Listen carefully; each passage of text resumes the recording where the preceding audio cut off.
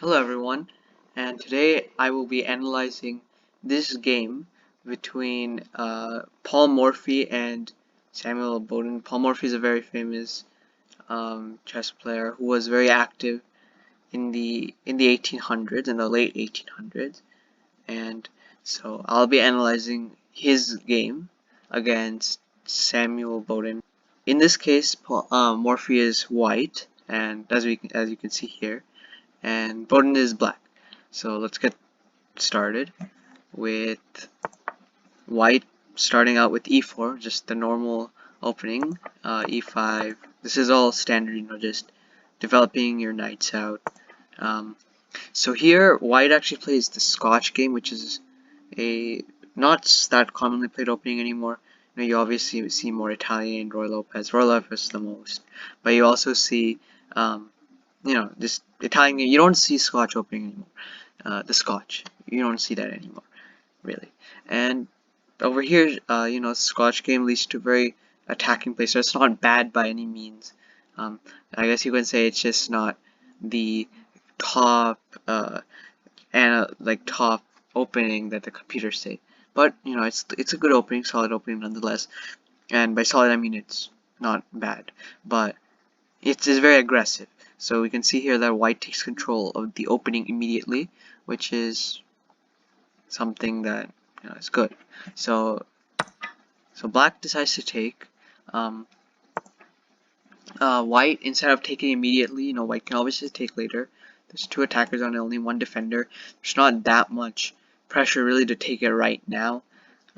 Even though black, I guess, could defend it like that. It's not that necessary. Really, it's just about developing the bishop, right? And White can also even just try something like this later on. I'm not going to advocate against towards it because you are giving up a pawn, but white gets some great development through that. Can't even play stuff like that anymore. Castle, So this variation can lead to a lot of good attacking possibilities for white that would, that's not always found in every opening, even if it's a little bit less accurate. So black defends. So white castles, which are both good moves. I mentioned both of them.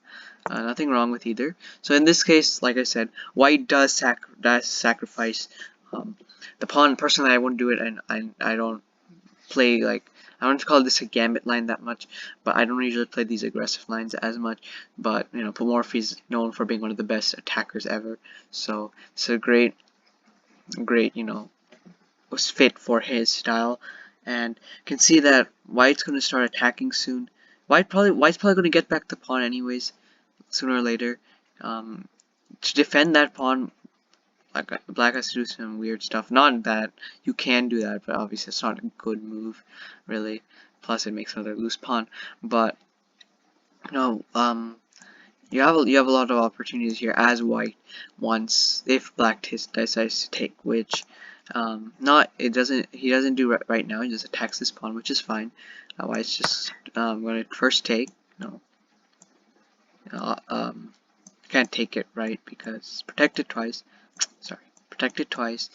Black's going to move back because the bishop's under attack clearly, and now it's going to defend.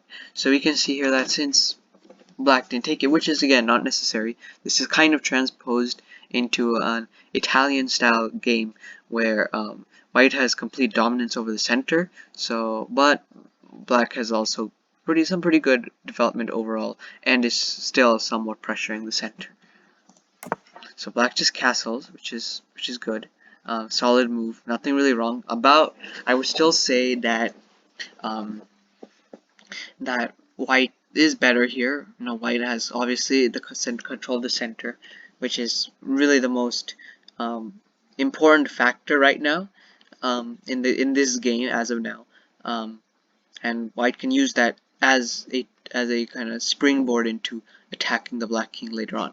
So as we go on, white takes more control of the center.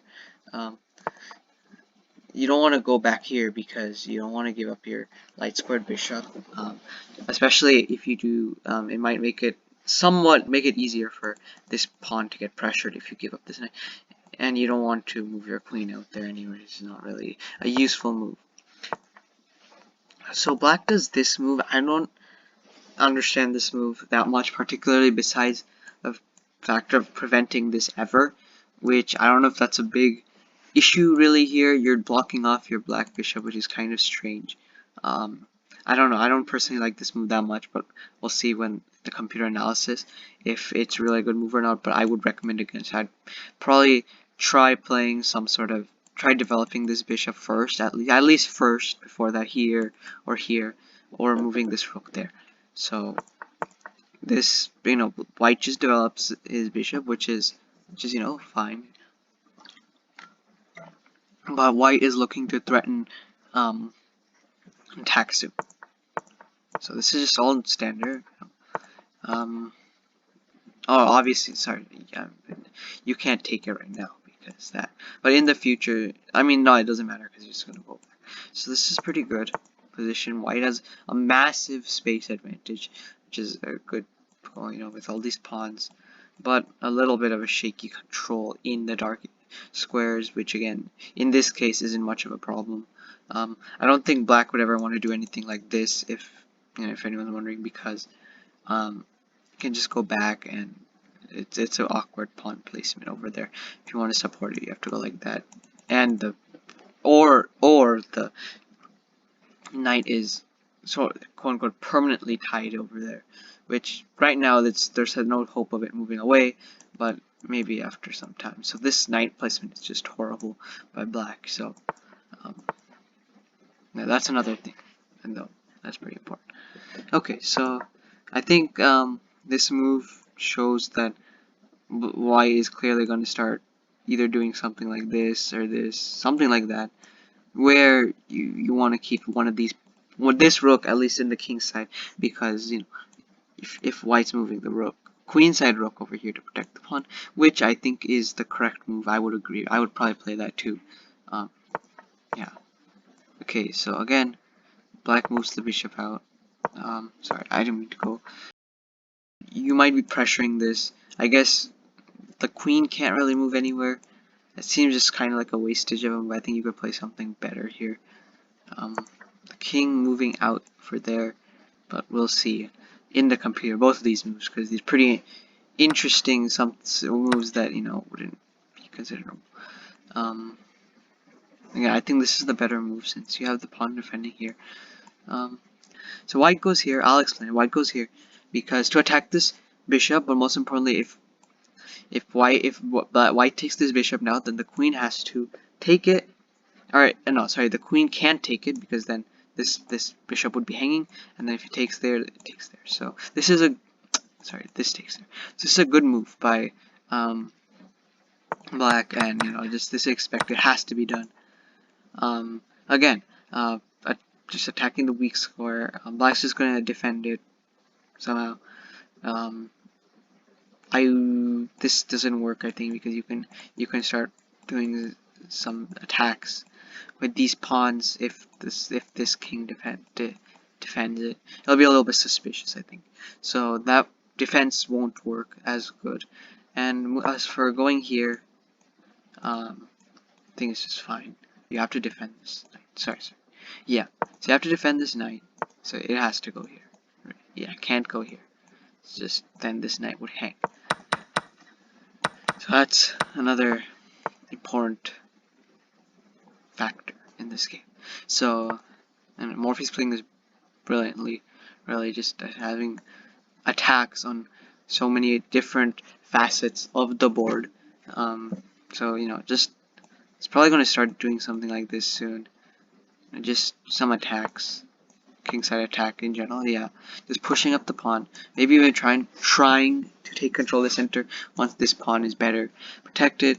Black will now try to either move around the queen a bit more. I don't know if this is such a good idea now because of this extra attack, but at least can try and get this knight into doing something even somewhat useful in this game. So that gets taken. Okay. I think white moved the bishop back because now you can have this clear attack. There's not there's no real good ways of defending this right now if this move were to happen immediately. So but white has to do something like that or that. I don't know. But okay, that makes sense. Okay. And now this is difficult position really for white. At this point, white, so many of his pawns are just so advanced that it's a game over for black, because just the amount of king size space he has, right? White's also up a pawn, so I'll just go back this whole situation again. So white's trying to push up his pawns either to attack or try to push them up, which are both reasonable, both one and the same in this case. So no, now he attacks this pawn, and black defends, but he has to give up a pawn. Now, white takes it. There's no reason not to. And now they push, right? You're still threatening this, and this if I don't know, black just did something like this, I don't know, it'd be game over. Like already it's white's completely winning, but it doesn't do that much. So here white's gonna go here just to kick this queen out. Okay, black just stalls for a bit. Not really useful. You don't even need the queen at this point. Like, there's so many pawns again advanced here. You can just like start pushing that up if you can manage to trade. And here, even just giving up the rook because it's just so powerful. You don't need to do anything here. If you go here, then yeah, you can just go here. So if you go here, so I'll computer analyze it. Use the computer. We'll see the. I'll skip through the opening until this part, just a normal scotch, but let me let the computer load it, and we'll cut to that. Okay, so accuracy wise, we can see who kind of dominated here. Here we can see that the scotch isn't technically the right move. Look at this here.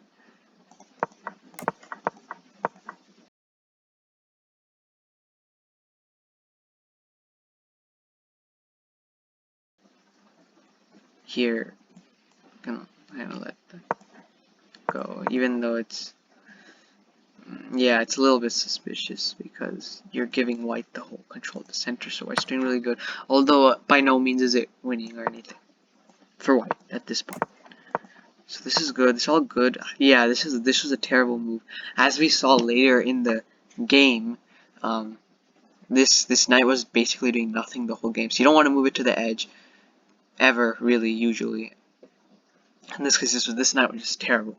So I would probably also play e5, but it's well advised to do that. I mean, okay, I criticized this move, but apparently it was good. This is the best move, so I don't have anything to say too much about that. I guess the control of this square was more important at the moment than this bishop getting blocked off. But yeah, so this was a good move. I would think I said that's good, and I'd play that.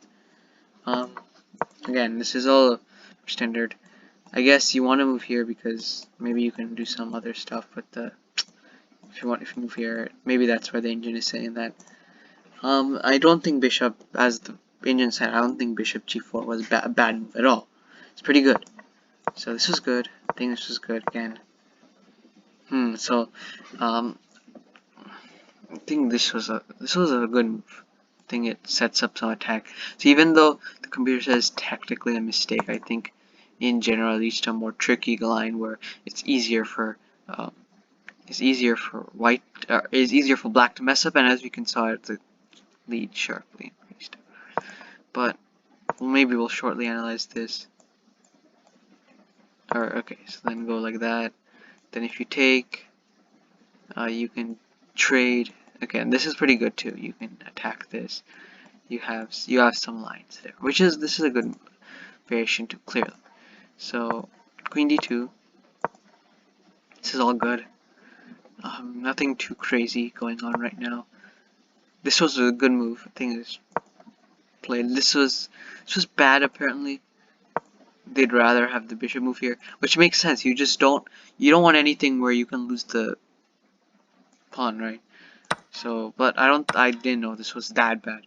I think it'd just obviously be better if the bishop would just move here. But this knight was really the key cause of all the woes in black's position. So go here, go here. So yeah. So now black. We already discussed this. This is a good move, obviously. Black has a choice of this and this. I think I might have played this just simply because of the fact that this knight's so powerful here and here, but really it doesn't make any actual difference. It doesn't end up making any actual difference in the game. I'd play that instead of this. What is meant? I don't know. So if it was here,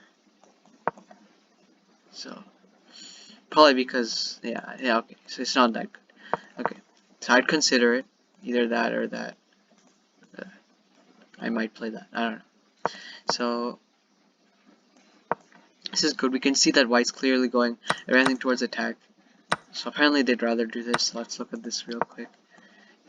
If you take here, obviously, then this. So you might have to. If you go here, no, I don't think this would be as bad, but you'd probably have better. Yeah. Yeah. Here, okay. Let's look at this. Okay, so you just win a pawn here and through this variation, and you're clearly winning. You're just going to checkmate through that variation. I don't know if you want to. Again, the computer doesn't say you need to trade, but whatever. So, okay. And as we saw, it's just clearly winning black. White just pushes his pawns. It's game over at this point. Defend it. I have to give up a pawn, but it's already too late. So, yeah, okay. So I think that's it for this one. Apparently this one was blunder, but I don't know if there's anything. Oh, this leads to a main 4. Okay, but either way, it's not anything really that I can do in general. So that's probably the end of this analysis. Yeah, so this game is pretty instructive on how you should attack through the king side, and how it kind of demonstrates how the opening affects what you do in the middle game. See you all in the next recording.